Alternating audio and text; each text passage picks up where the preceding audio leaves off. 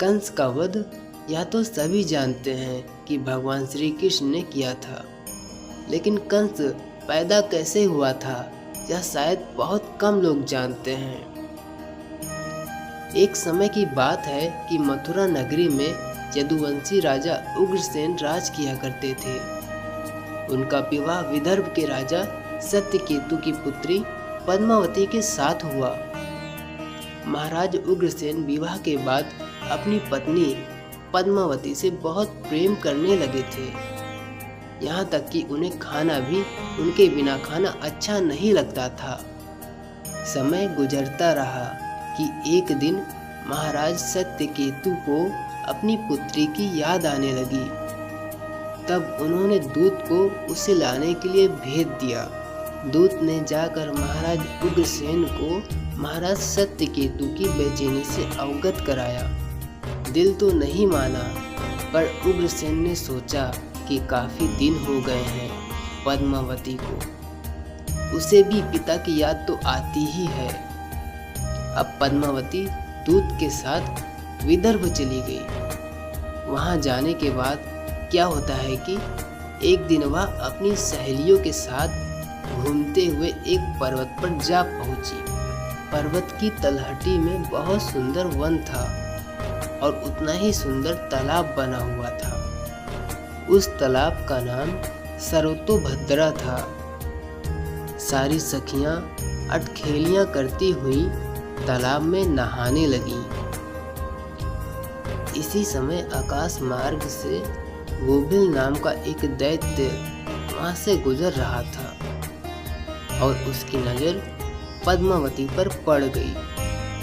वह उस पर मोहित हो गया और उसके बारे में जानकारी हासिल करके महाराज उग्रसेन का रूप धारण कर पर्वत पर जाकर अपनी माया से मधुर आवाज में गीत गाने लगा। पद्मावती को स्वर उग्रसेन जैसा लगा और वह पर्वत की ओर दौड़ पड़ी। उग्रसेन को वहां देखकर वह हैरान हो गई और उसकी खुशी का ठिकाना ना रहा।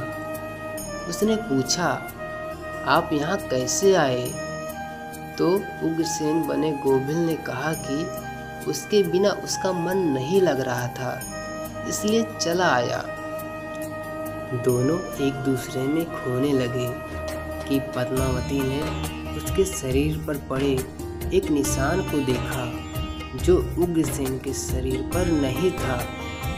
तब पद्मावती को गोबिल की सच्चाई मालूम हुई, लेकिन तब तक बहुत देर हो चुकी थी। दैत्य गोबिल ने उससे कहा कि हमारे इस मिलन से जो संतान होगी उसकी क्रूरता से पूरी दुनिया कांपेगी। समय बीता, पद्मावती उग्रसेन के पास भी पहुंची। उग्रसेन ने इस सब के बाद भी पद्मावती से उतना ही प्रेम किया। 10 साल तक गर्भ धारण करने के बाद पद्मावती ने संतान को जन्म दिया, जिसका नाम था कंस। कंस की एक बहन भी थी जिसका नाम था देवकी। दोनों भाई बहनों में बहुत अधिक प्रेम था। जब देवकी को खरोच भी लगती तो दर्द कंस को होता था। समय के साथ देवकी विवाह योग्य भी हुई। महाराज वसुदेव के साथ खुशी खुशी देवकी का विवाह भी संपन्न हो गया। लेकिन जब देवकी को विदा किया जा रहा था तो कंस के लिए आकाशवाणी हुई कि देवकी की 8वीं संतान ही उसका वध करेगी।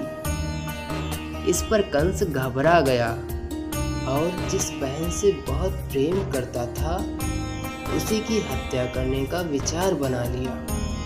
देवकी की हत्या करने का विचार बना चुके कंस को वसुदेव ने सुझाव दिया कि वह अपनी हर संतान को जन्म लेते ही उसके हवाले कर देंगे।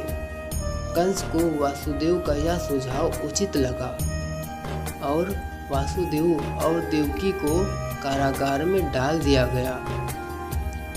अब संतान के जन्म लेते ही उसे कंस को सौंप दिया जाता और कंस उसका वध कर देता। जब 7वीं संतान की बारी आई तो उसके जन्म से कुछ समय पूर्व ही भगवान विष्णु ने अपनी माया से देवकी के गर्भ को वासुदेव की पहली पत्नी रोहिणी के गर्भ में स्थापित कर दिया। रोहिणी के गर्भ से जिस संतान ने जन्म लिया वह थे बलराम। धीरे धीरे वह समय भी आया जब 8वीं संतान के रूप में श्री कृष्ण ने जन्म लिया। कंस के सारे सैनिक गहरी निद्रा में चले गए। वासुदेव की बेड़ियां खुल गईं। जेलों के द्वार अपने आप खुलते चले गए।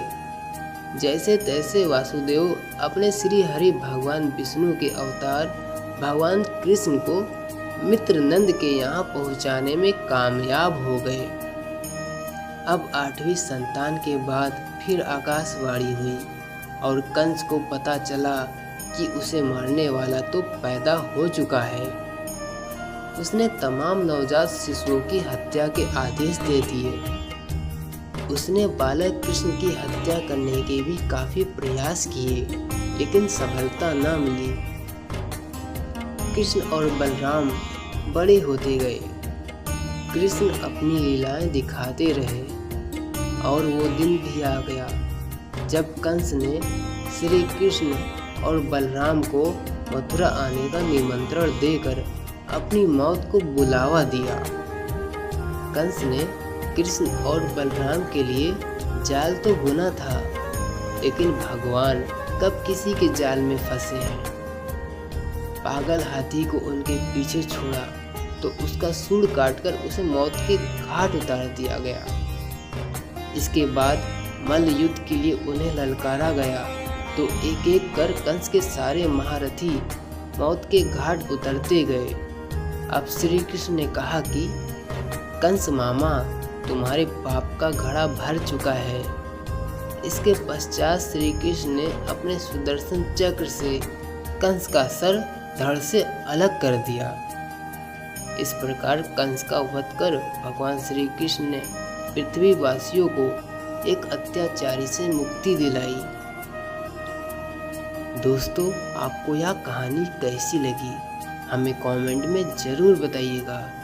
वीडियो अच्छी लगी तो लाइक, शेयर और सब्सक्राइब कर नोटिफिकेशन बिल को ऑन कर दीजिएगा। Thank you so much for watching this video.